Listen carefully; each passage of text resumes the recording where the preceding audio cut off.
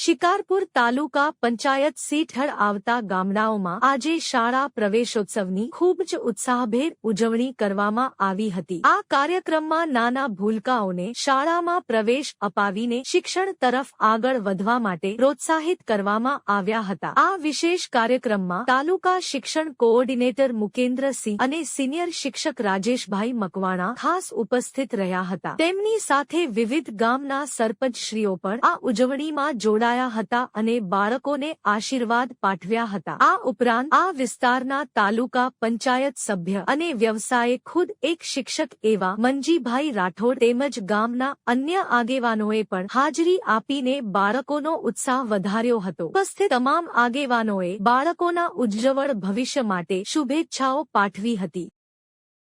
તમારા વિસ્તારનો તાલુકા પંચાયતનો ડેલિગેટ હોવાને નાતે અહીંયા આજે ઉપસ્થિત થયો છું ત્યારે મારો જે પ્રકારે અહીંયા સન્માન અને સ્વાગત કરવામાં આવ્યું એ બદલ આપનો હું ખૂબ ખૂબ ઋણી છું।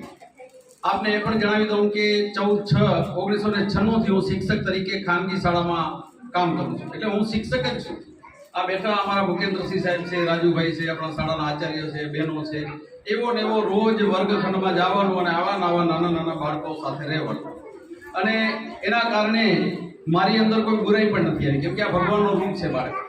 આપણે કમ્પેર કરીએ કે અમદાવાદ, મુંબઈ કે દિલ્હી જેવી સ્કૂલમાં ભણાવતા હોય તો બાળક પણ અલગ હોય, ત્યાં મોટા ઓફિસરોના છોકરા ભણતા હોય, પણ જે મજા તમારી સાથે નાના નાના બાળકો જે એકદમ ગરીબ પરિવારમાંથી આવતા હોય એને ભણાવવાની જે આનંદ અને ખુશી અને જે ઉપરવાળો જે રહેમત આપણા ઉપર કરે છે એ અલગ જ છે।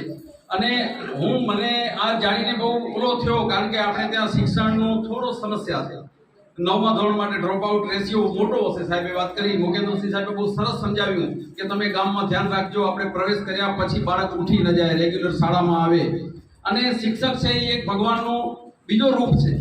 તમે જોજો, તમારી પાસે બાળક રાતના અંધારામાં હોય છે, દિવસના ઉજાલામાં શિક્ષક કરે છે, તો શિક્ષક એના ખાલી ભણવાની બાબત નથી જોતો, એની અંદર કોઈ ખામી છે, બીજી કોઈ પણ શરીરમાં કોઈ તકલીફ છે, સાંભળવામાં તકલીફ છે, ચાલવામાં, રમવામાં કોઈ નાની એવી બુરાઈ આવી ગઈ હોય, આ બધી જ બાબતનું ધ્યાન શિક્ષક રાખતો હોય છે।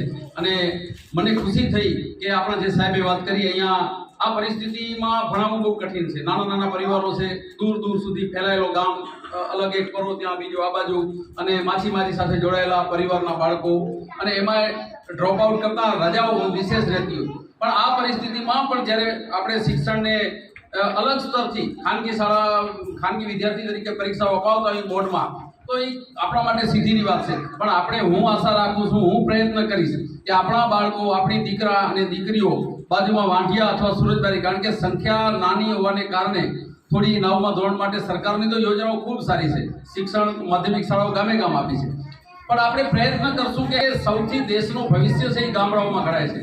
આપણા ગામમાંથી કોઈ કલેક્ટર બની જશે તો ગામનું કલ્યાણ નહીં થાય, પણ જો ગામનો દરેક બાળક ભણેલો હશે તો નાની નાની બાબતે પોતે પોતાના રોજગારી માટે, પોતાના હક અધિકાર માટે બીજા ઉપર ડિપેન્ડ રહેવું નહીં।